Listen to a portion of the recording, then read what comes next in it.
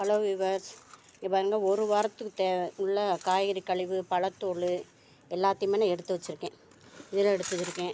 நேற்று அரைக்கீரை எடுத்ததில், அன்றைக்கி அரைக்கீரை எடுத்தோம்னா அது, பொன்னாங்கண்ணி கீரையோட வேஸ்ட்டு, இப்படி எல்லாத்தையுமே நம்ம என்ன செஞ்சிடணும், போட்டு மக்க வச்சிடணும். எப்படி இங்கே மக்க வைக்கிறதுக்கு நம்ம முதல்ல பார்ப்போம். இப்படி எல்லாத்தையும் என்ன செய்யுங்க, முதல்ல இப்படி எடுத்து போடுங்க. அது கொஞ்சம். அடுத்து வெங்காயத்தோல்.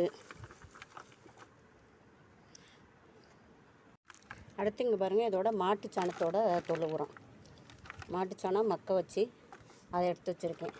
அதை எடுத்து வச்சுட்டு அடுத்தாப்புல என்ன செய்யுங்க, மேலே வந்து மண்ணை போட்டுருங்க. மண்ணை எடுத்து இப்படி போட்டு விட்ருங்க. எப்படியும் இந்த இது நிறைய என்ன செய்வோம், எல்லாத்தையும் போட்டு நம்ம மக்க வைக்க போகிறோம். இப்போ பாருங்கள் விவசாயம், எல்லாத்தையும் போட்டுட்டு நம்ம என்ன செஞ்சிடணும், மேலே நல்லா மண்ணை வச்சு கவர் பண்ணிடணும். கவர் பண்ணி தண்ணி ஊற்றி வச்சிடணும். டெய்லி என்ன செய்யணும், கொஞ்சம் கொஞ்சம் செடிக்கு தண்ணி தெளிப்போம்ல, அதேமாதிரி டெய்லி கொஞ்சம் தண்ணி தொளிச்சிக்கிட்டே வரணும். தொளிச்சிட்டே வந்தால் 30 நாளையில் ஒரு வாரத்துக்கு ஒரு இடம் மட்டும் எடுத்து என்ன செய்யணும், நம்ம கிளறி விட்டுக்கிட்டே வரணும். விட்டுகிட்டே வந்தால் சரி, நல்லா 30 நாள் நமக்கு உரமாக ஆயிரும்.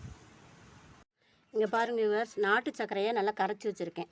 அது மேலே என்ன செய்யுங்க, அந்த மண்ணை பரப்பி வச்சுருக்கோம்ல, அதில் அப்படியே ஊற்றி விட்ருங்க. ஊற்றி விட்டிங்கன்னா இதில் வந்து மண்புழுக்கள் உருவாயிரும். நமக்கு மண்புழு உரம் கிடச்சிரும் 30 நாளையில். நீங்கள் டெய்லி இப்படியே கொஞ்சம் கொஞ்சம் தண்ணி மட்டும் செடிக்கு ஊற்றுற மாதிரி தொளிச்சு விட்டுக்கிட்டே வாங்க. 30 நாள் நீங்கள் கிளறி எடுத்து பார்த்தாலே போதும், மண்புழு நல்லா அதில் உருவாயிரும். மண்புழு உரமாயிரும். நம்ம எடுத்து செடிகளுக்கு ஒரு கை போட்டால் போதும், செடி நல்ல சிறப்பாக செழிப்பாக வளரும். வீடியோ பிடிச்சா லைக் பண்ணுங்கள், சப்ஸ்கிரைப் பண்ணுங்கள். ஜோதி ஃபார்மிங்க. தேங்க்யூ.